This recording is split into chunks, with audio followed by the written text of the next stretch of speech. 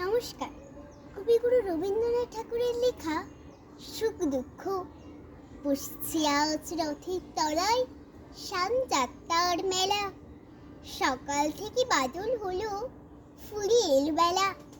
আজকে দিনের মেলামেশা, যত খুশি যতই নেশা। সবার চেয়ে আনন্দময় ওই মেয়েটির হাসি। 1 পয়সায় কিনেছেও তাল পাতার এক বাসি। বাজে বাঁশি পাতার বাঁশি, আনন্দ স্বরে হাজার লোকের হর্ষধ্বনি সবার উপরে। ঠাকুর বাড়ির ঠেলাঠেলি, লোকের নাহি শেষ। অবিশ্রান্ত বৃষ্টি ধারায় ভেসে যায় রে দেশ। আজকে দিনে দুঃখ যত, নাই দুঃখ ভার মতো।